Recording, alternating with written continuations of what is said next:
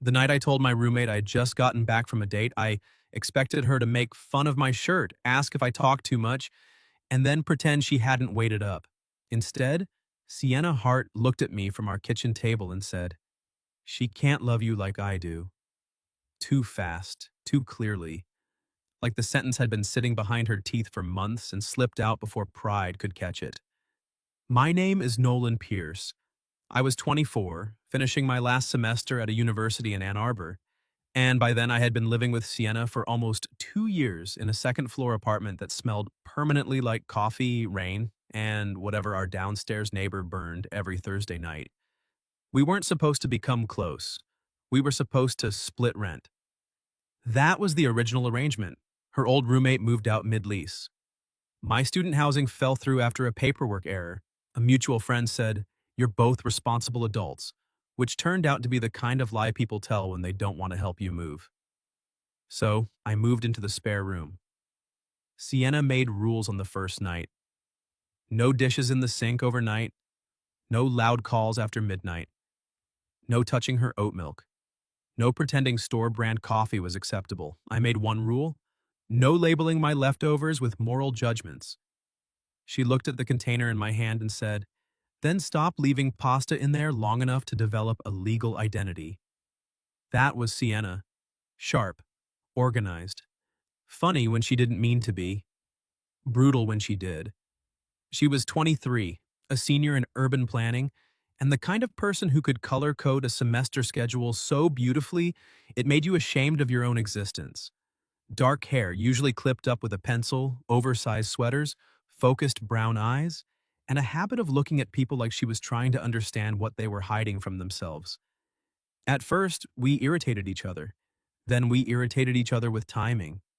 Then, somewhere between shared grocery lists, late-night study sessions, broken heaters, finals panic, and one awful week where I had the flu, and she left soup outside my door without admitting it was kindness, irritation became routine. Routine became comfort. Comfort became dangerous. I didn't call it that then. I called it friendship, because friendship was safer and because men in their 20s are very talented at mislabeling emotional dependence if rent is involved. By spring semester, our lives had become tangled in ways I pretended were normal. She knew I took my coffee too dark because my father made it that way. I knew she only played music while cleaning when she was stressed. She knew I hated being called potential because it sounded like a polite word for unfinished. I knew she checked apartment listings in other cities late at night and closed the laptop whenever I came into the room. Graduation was 6 weeks away. That was the thing neither of us talked about. After graduation, I had a job offer in Chicago at a civil engineering firm. Sienna had interviews in Seattle, Boston, and Denver, though she only admitted that after I saw 3 different weather apps open on her phone. Everything in our apartment had started feeling temporary. The mugs, the couch, the stupid crooked lamp we kept saying we'd replace, the two of us. Maybe that was why I said yes when Madison from my environmental policy seminar asked if I wanted to get dinner. Madison was nice. That was the word. Nice. Pretty, smart, easy to talk to, and clearly interested in a way that should have made me feel lucky. Instead, all through dinner, I kept noticing things I had no business comparing. Madison laughed softly. Sienna laughed like she had lost a legal argument with joy and hated it. Madison asked what kind of work I wanted to do after graduation. Sienna already knew I wanted to design infrastructure that didn't abandon poor neighborhoods the second budgets got tight. Madison said, "That's impressive." Sienna would have said, "That sounds exhausting. Eat something before you save democracy through drainage systems." So when the date ended and Madison hugged me outside the restaurant, I knew I should have felt something clearer than guilt. I got home a little after 11. The apartment lights were mostly off, except for the kitchen. Sienna sat at the table in pajama pants and an old university sweatshirt surrounded by open notebooks, a laptop, and one mug of tea she had definitely reheated twice. Her hair was loose around her shoulders, which meant she had either been working too long or thinking too hard. She looked up when I came in, then looked at my shirt. "Bold choice," she said. I glanced down. "What's wrong with it?" It says, I want her parents to trust me, but not her friends. I laughed, taking off my coat. Nice to see you too. How was it? There it was. Too casual. Far too casual. I opened the fridge because looking directly at her suddenly felt like stepping too close to a ledge. Fine. Fine? Good. Good is worse than fine. How is good worse than fine? Fine means nothing happened. Good means you're editing. I closed the fridge without taking anything out. She watched me over the rim of her mug. I leaned against the counter. It was nice. Her face did something small. So small, I almost missed it. But I knew Sienna too well by then. Nice, she repeated. Yeah. Do you want to see her again? That question should have been simple.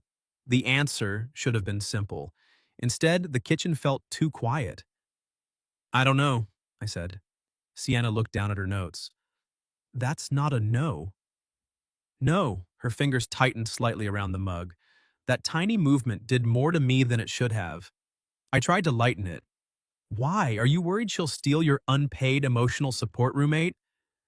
Sienna didn't smile. That was when I knew something had shifted. She stood and carried her mug to the sink, even though it was still half full.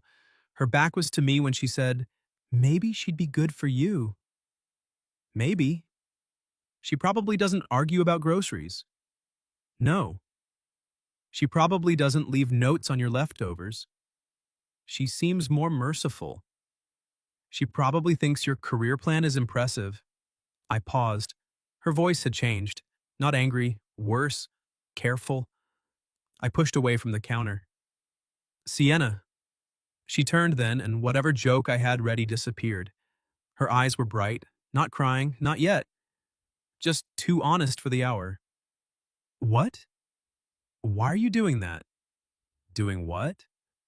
Listing reasons she might be better than you? She laughed once, but it came out wrong. I'm not. You are. No, I'm being realistic. No, I took one step closer. You're being cruel to yourself and calling it realism.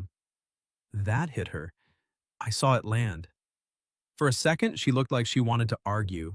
Like every version of us depended on her making this into another kitchen fight about tone or timing or my inability to load the dishwasher correctly. But she didn't. She just looked at me and whispered, she can't love you like I do. The apartment went silent. Completely silent. Even the old refrigerator seemed to stop humming for half a second. Sienna's face changed the instant she heard herself, like she had opened a door by accident and found both of us standing on the other side. I stared at her. She looked away first. I didn't mean, yes, you did. Her eyes came back to mine. I heard my own voice go quieter. You meant it. She swallowed once. And the worst part was not that she had said it. The worst part was realizing how badly I wanted her to say it again. Sienna did not say it again. Of course she didn't. The second the words left her mouth, every part of her seemed to rush into damage control. Her shoulders went rigid, her chin lifted, her eyes sharpened like she could still turn this into an argument if she moved fast enough. I said that wrong, she said. No, you didn't. Yes, I did. Sienna. No, she pointed at me, which would have been more effective if her hand wasn't shaking. Do not do that. Do what? Say my name like you're about to be emotionally reasonable. I can't handle emotionally reasonable right now. That almost made me smile. Almost. But her face stopped me.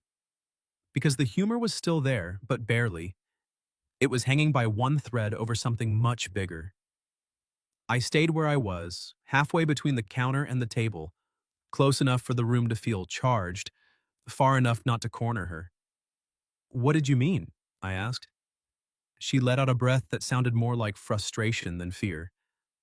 I meant I'm tired. That's not what you meant. It can be several things. You said she can't love me like you do. I know what I said. Then don't pretend it was grammar.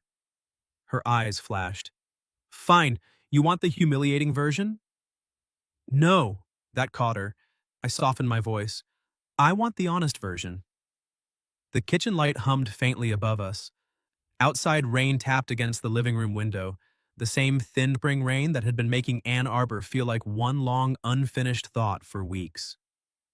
Sienna crossed her arms, then uncrossed them, like she couldn't find a posture that didn't reveal too much. I didn't mean to say it like that, she said at last. I didn't mean to say it at all. But you meant it. She looked down. That was answer enough. I sat slowly in the chair across from where she had been working. Her notebooks were still open. Diagrams, city maps, housing policy notes, her handwriting in the margins. Neat until it got angry.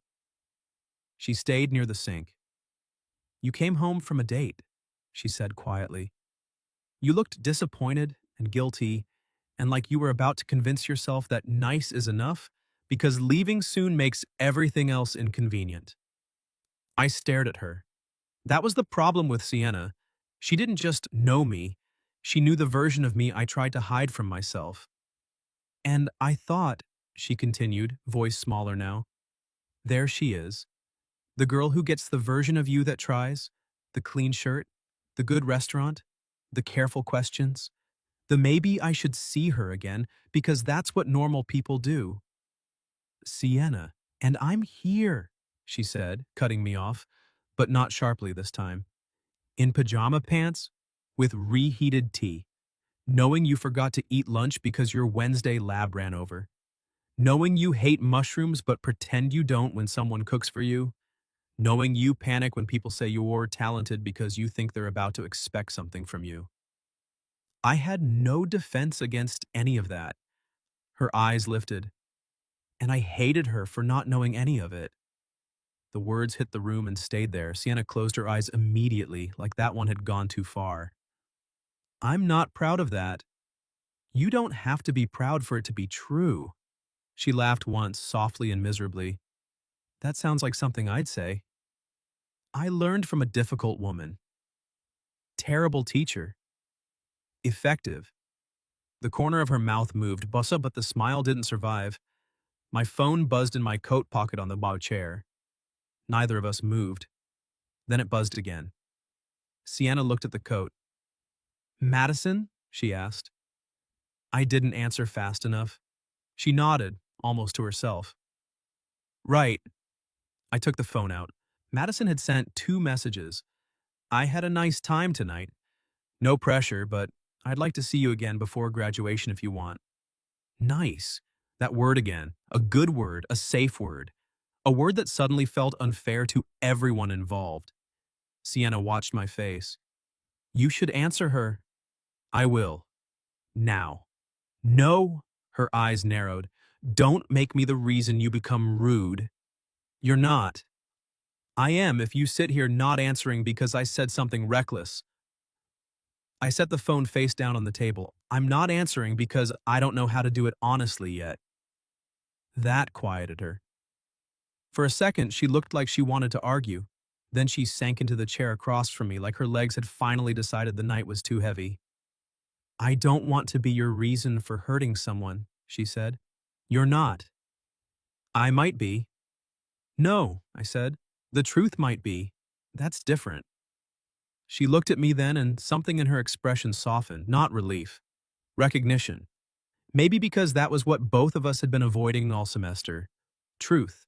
And the damage it causes when it arrives late. I looked around the kitchen, the ugly apartment, the chipped mug, her notebooks, my coat, the rain, all the ordinary things we had built a life around while pretending it was temporary. When did this start? I asked. Sienna stared at the table. That is a dangerous question. I know. For you or for me? Yes. That got the smallest laugh out of her. Then she reached for her tea, remembered she had dumped it out, and folded her hands instead. I don't know, she said. Not exactly. Maybe when you had the flu and kept pretending you weren't dying because you didn't want to ask for help. I was very brave. You were disgusting. Also true. I left soup at your door, and you texted me, Wooby, did you poison this, or am I allowed to be grateful? Her mouth softened. I remember standing in my room smiling at my phone like an idiot. I remembered that text. I remembered reading her answer. Both. Eat it anyway. I remembered feeling less alone. And then? I asked. And then nothing, she said. Because you were my roommate and my friend, and the person who made the apartment feel less like a lease and more like. She stopped. Like what? Her voice dropped. Like home. That word changed everything more than the confession had. Love was dangerous. Home was worse. I looked at her, and for once I didn't want to make the sentence easier. I thought it was just me, I said. Sienna froze. I hadn't planned to say it that way. Maybe that was why it worked. Her eyes lifted slowly. What? I thought I was the only one making too much out of grocery runs and broken heaters. She stared at me. You never said anything, she whispered. Neither did you. I had a reason. So did I. What reason? I looked toward the living room where the crooked lamp leaned beside the couch like it had been listening to us for 2 years. Because if I was wrong, I said, I didn't just lose a girl. I lost my favorite place to come home to. Sienna's face changed. That was the first time she looked truly close to crying. Not because she was hurt, because she understood exactly.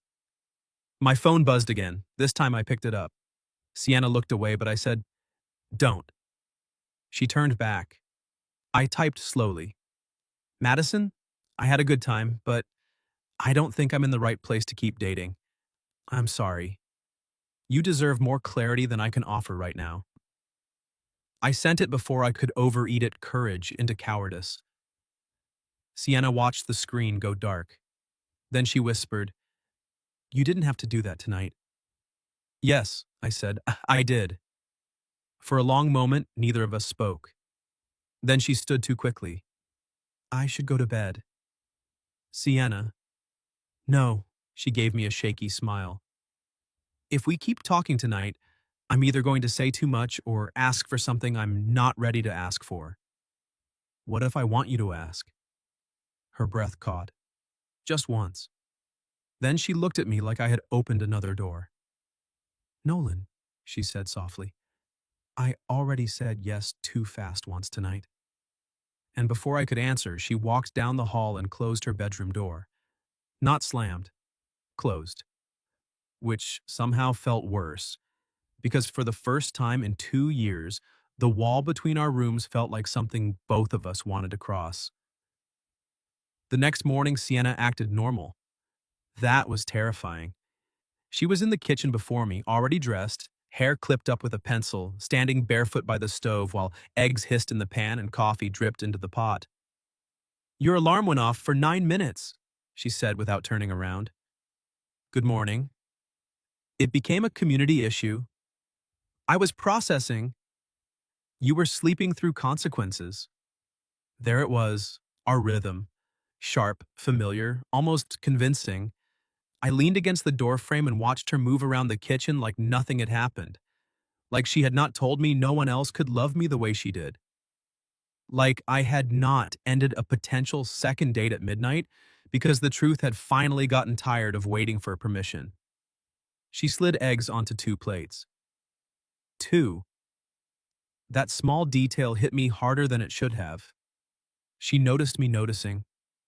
Don't make the eggs symbolic, she said. I wasn't. You looked at them like they were holding hands. I laughed despite myself.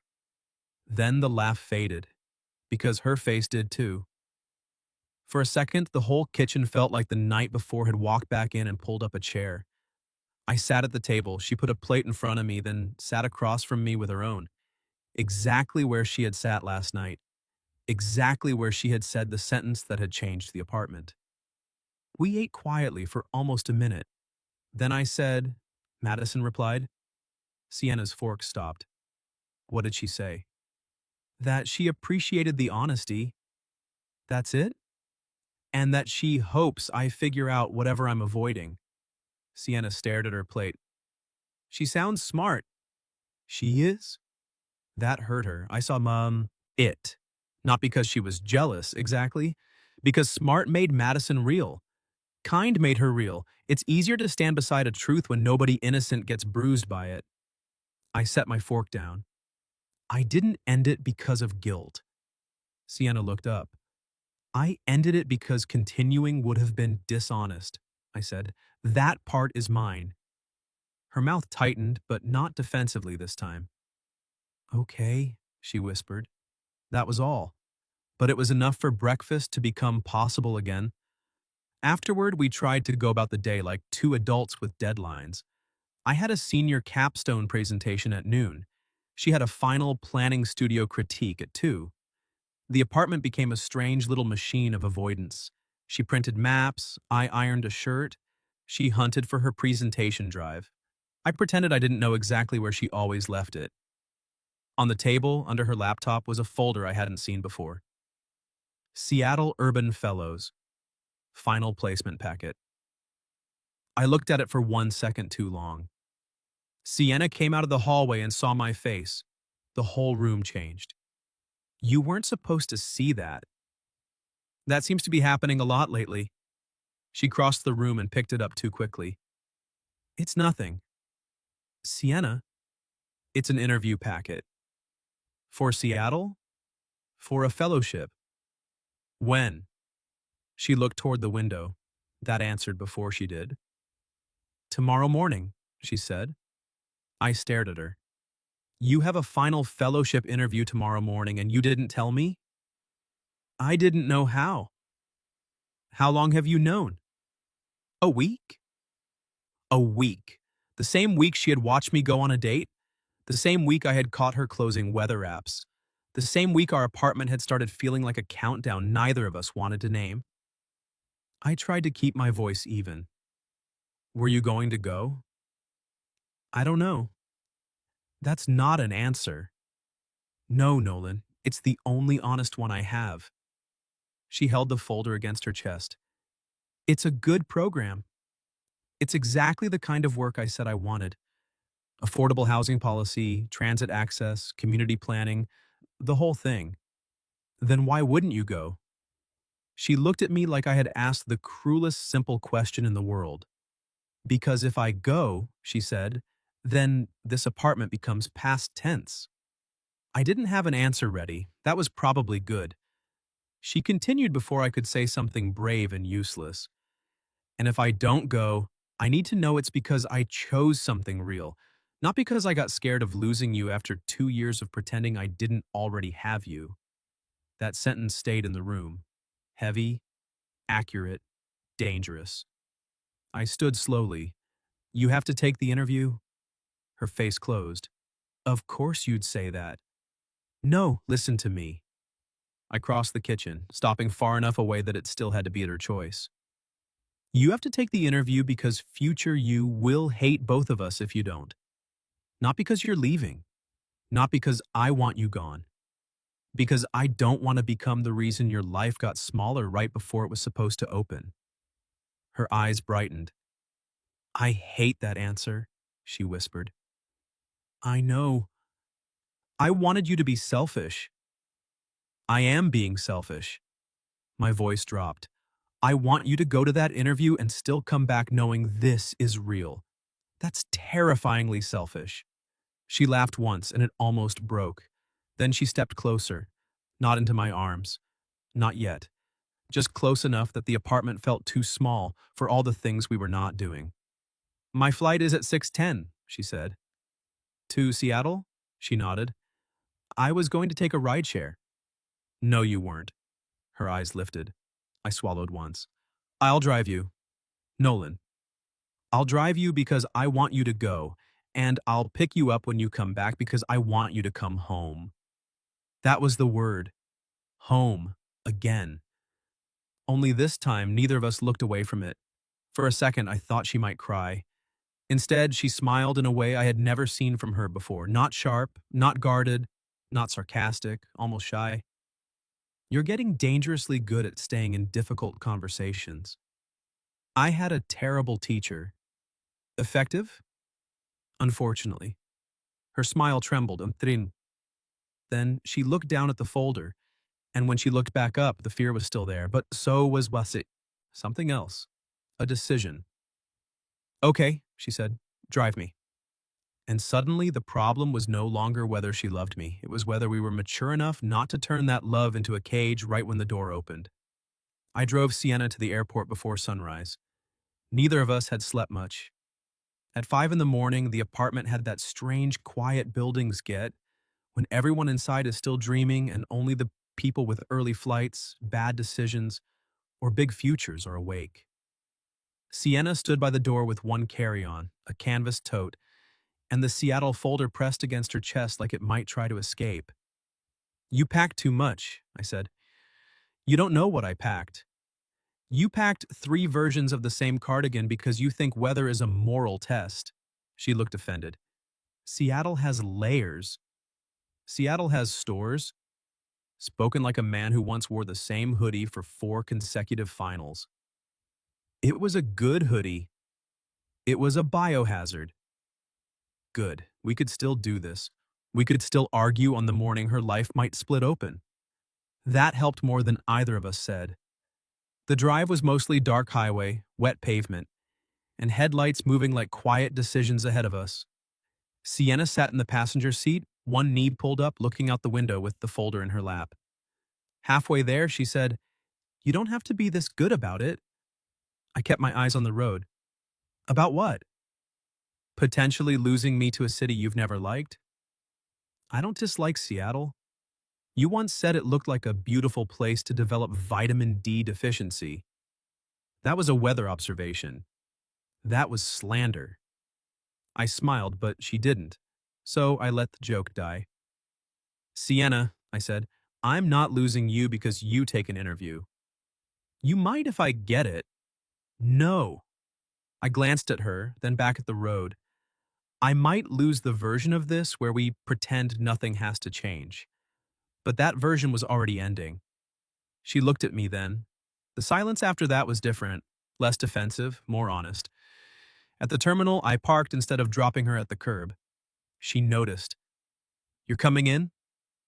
I'm not sending you into a major life decision from the departures lane. That was almost sweet. I'll recover. Inside, the airport was all rolling suitcases, bad coffee, and people wearing exhaustion like a uniform.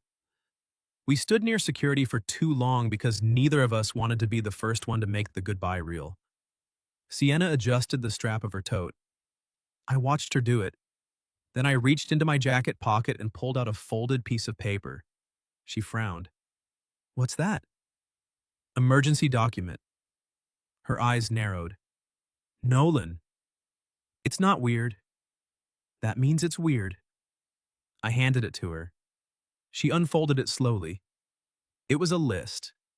Not romantic, not dramatic, just practical. Her interview time. The address, the transit route from the airport, a nearby cafe with good reviews, 2 backup lunch places because she forgot to eat when nervous, the number for campus visitor services, a reminder that her laptop charger was in the front pocket of her bag because she would absolutely panic and think she forgot it. At the bottom, I had written, "You are allowed to want this. You are allowed to come back. Both can be true." Sienna stared at the page. For once, no comment came. Her eyes filled so fast she looked away. Don't, she whispered. Don't what? Be the exact person I needed right now. It's rude. I laughed quietly. Then she folded the paper with too much care and put it in her folder. The boarding announcement for her flight came over the speakers. Not final call, not urgent. Still, both of us looked toward security. Sienna turned back to me. I meant it, she said. I knew what she meant. The kitchen, the sentence, the one that had started everything and ruined every easy lie we had left. I know. Her voice got smaller. I don't know what happens after this. Neither do I. I hate that. I know. I like plans. You love plans. I make excellent plans. You do. She looked up at me then, and the whole airport seemed to move around us without touching the moment. I don't have one for you, she whispered. That was the most vulnerable thing she had said yet. Not the confession, not home. This. Because Sienna could map a city, organize a semester, design a housing model, and anticipate 5 different versions of a bureaucratic disaster before breakfast. But she did not know how to plan for loving someone and leaving for the right reasons at the same time. I stepped closer. Not too much. Enough. Then don't make one today, I said.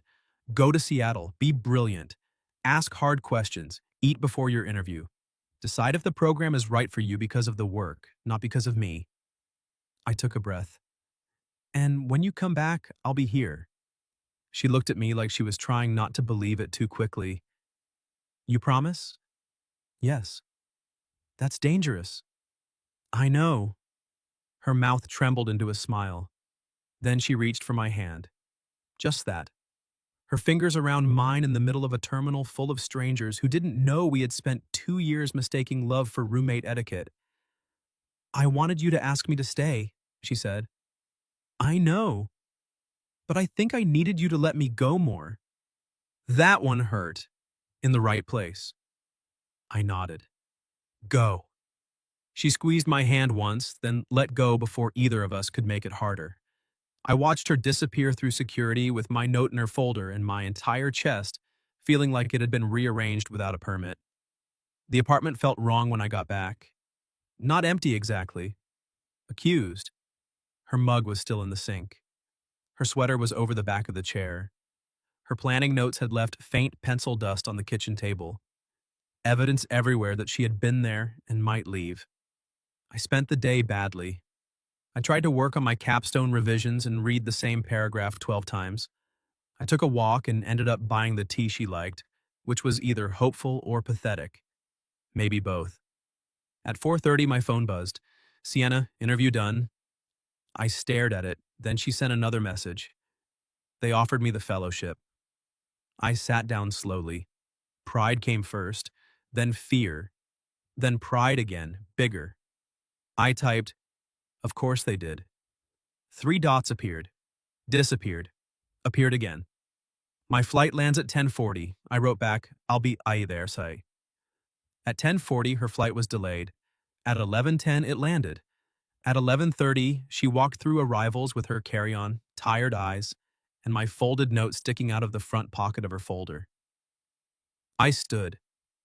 She saw me. For a second, she stopped completely. Then she walked straight toward me. No sarcasm, no shield, no pretending this was just a ride. When she reached me, she said, I want it. My throat tightened. The fellowship? Yes. Good. And you. The airport noise seemed to fall backward. She stepped closer, eyes bright and terrified. I want Seattle. I want the work. I want the version of me that gets on planes for things she earned. Her voice shook. And I want to come home to you.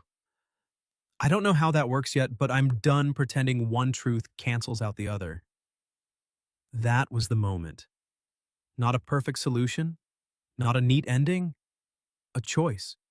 Messy, adult, frightening, and real. I reached for her hand. You don't have to know how tonight. She let out a shaky laugh. You keep saying things that make it hard to argue. I'm sure you'll recover. I will. Good. She looked at me for one long second. Then she whispered, Take me home, Nolan. And this time, neither of us pretended she only meant the apartment. Part 5. I took her home. Not dramatically, not with music swelling or rain hitting the windshield like the universe had hired a lighting department. Just the two of us in my car after midnight, Sienna in the passenger seat with the fellowship offer in her bag, my note still tucked inside her folder, and the apartment waiting for us like it had been holding its breath all day. For once, neither of us filled the silence with arguments. That was how I knew the silence mattered. When we got upstairs, the apartment looked exactly the same as it had that morning. Her mug in the sink, My jacket on the chair, the crooked lamp leaning like it had strong opinions. Two lives still tangled in ordinary evidence. Sienna stopped just inside the door. I closed it behind us. She looked around, then whispered, I'm leaving in August. I know. For a year. I know. And you're going to Chicago. Probably. She turned to me. Sis, probably? My offer starts in September, but they have a Midwest infrastructure. Rotation. 6 months in Chicago, then remote project options. I hadn't asked about them because I thought the adult thing was to act like I wanted the cleanest path. And now? Now I think the adult thing is asking better questions.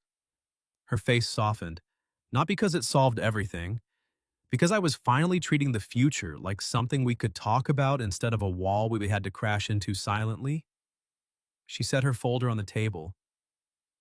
I don't want you rearranging your life for me, she said. I don't want you shrinking yours for me. Good. Good. We both almost smiled. There we were, in love apparently, still negotiating like hostile committee members. Then Sienna stepped closer and said, I need to tell you something without making it sound clever. That sounds dangerous for you. I know, I'm being very brave. I smiled, but my chest tightened. She looked down once, then back at me. I didn't just mean she couldn't love you like I do, she said. I meant no one has watched you become yourself the way I have. No one has seen you at 3 in the morning with bad coffee and panic notes and still thought, yes, him. No one has heard you talk about drainage systems like they're love letters to people who never get listened to. No one has lived in the boring, ugly, ordinary parts of your life and wanted more of them. I could not answer. Not immediately, because that was the sentence under the sentence. Not jealousy, not possession, recognition. She took another breath. And I know that sounds arrogant. No, I said, it sounds like you. Her eyes brightened. I stepped closer. I went on that date because I thought maybe wanting you was just proximity, I said. Roommate confusion, end of college panic, fear of change wearing perfume. Sienna's mouth moved. That is a very specific diagnosis. I've had a long day. And? And then I sat across from someone kind, attractive, and normal. And all I could think was that she didn't know which mug you use when you're pretending you're not stressed. Sienna laughed, but it broke at the end. I kept going. She didn't know you leave the last bite of dessert because you claim it gives the meal narrative tension. She didn't know you reread emails out loud when you're scared to send them. She didn't know that this apartment only became home after you started insulting my coffee. Her eyes were fully wet now. So, yes, I said, you were right. She looked at me. No one can love me like you do. For once, Sienna had no comeback. I reached for her hand. She let me. Then she looked at our hands, almost like she didn't trust something so simple to be real. Are we about to ruin our lease? She whispered. Probably. Good. And then she kissed me. Not like a confession exploding, not like a goodbye. Like the answer had been waiting inside 2 years of arguments, grocery lists, broken heaters, shared deadlines, and every quiet night we were both too scared to name. When we pulled apart, she rested her forehead against mine and whispered, I still want Seattle. I still want you to want Seattle. I still want you. I'm counting on that. She smiled, confident, terrified, better. We did not become easy overnight. That mattered. Graduation came 3 weeks later. My mother cried. Sienna's parents took too many photos. My sister met Sienna and later pulled me aside to say, so that's why you've been emotionally unavailable to normal women. Subtlety was not a family strength. In August, Sienna moved to Seattle. I drove her to the airport again, but this time we didn't pretend we were only roommates facing a logistics problem. She kissed me at security, then she pointed at me and said, Do not become noble and distant. I hate that genre. I'll be annoying and consistent. Excellent. Long distance was not beautiful. People lie about that. It was missed calls, bad Wi-Fi, late-night time zone math, and both of us learning that love does not become less real just because it has to survive through screens for a while. But it also forced us to be honest. We couldn't hide in routine anymore. We had to say things, hard things, small things, ugly things, ordinary things. She told me when Seattle made her feel powerful. I told her when Chicago made me feel alone. She sent me pictures of transit stops and terrible apartment layouts. I sent her photos of every city project that made me think of her. 6 months in, I took the remote rotation, not to follow her blindly, to work on municipal infrastructure projects I actually cared about, with a team based partly in the Northwest. It was the first career decision I made that felt like expansion instead of escape. When I landed in Seattle with 2 suitcases and no heroic speech prepared, Sienna was waiting at arrivals with coffee in one hand and a sign that said, "Temporary roommate application. Under review." I laughed so hard people looked over. She lowered the sign and said, "Your interview begins now." Do I have references? Unfortunately, I am one. A year later, we got our first apartment together on purpose. No accidental lease, no mutual friend, no pretending, just us choosing. The place was small, overpriced, and had one window that stuck when it rained, which in Seattle meant almost always. Sienna made a color-coded moving spreadsheet. I ignored it once and was placed on probation. 2 years later, she got hired full-time by the city. I joined a public infrastructure nonprofit. We argued about urban policy over dinner like other couples argued about vacation plans. We adopted a cat that liked her better and judged me professionally. We bought a new lamp finally, but kept the crooked one in the corner because some ugly things earned sentimental protection. 4 years after the night I came back from that date, I proposed in our kitchen. Not at a restaurant, not on a mountain. In the kitchen, where all our best and worst conversations had always happened. Sienna was barefoot, reading a city zoning report at the counter, wearing one of my old sweatshirts like she had legal ownership. I set a mug of tea beside her, waited until she looked up and said, "Stay with me tonight?" She frowned. That is objectively a weird proposal opening. I wasn't finished. You paused for effect. I did. Continue. So I got down on one knee. Her face changed before I even opened the box. "I mean every night," I said. "Every city, every apartment, every argument, every version of home we have to build from scratch. Stay with me." Sienna covered her mouth. Then she laughed and cried at the same time. "Yes," she said, "too fast, again." And somehow that was my favorite part. Years later, whenever people asked how we got together, I usually said, "I went on one bad date." Sienna always corrected me, "It wasn't a bad date. It was a useful control group." That was my wife. Still sharp, still impossible. Still the woman who taught me that home is not always the place you stay because it's easy. Sometimes home is the person who loves you clearly enough to let you leave for the right reasons, and still gives you a reason to come back. What would you have done if your roommate heard you say you had just gotten back from a date, then suddenly confessed she loved you more than anyone else could? And have you ever realized too late that the person who felt like home had been right beside you all along? Tell me your story in the comments. If you like this one, leave a like, subscribe, and I'll see you in the next video.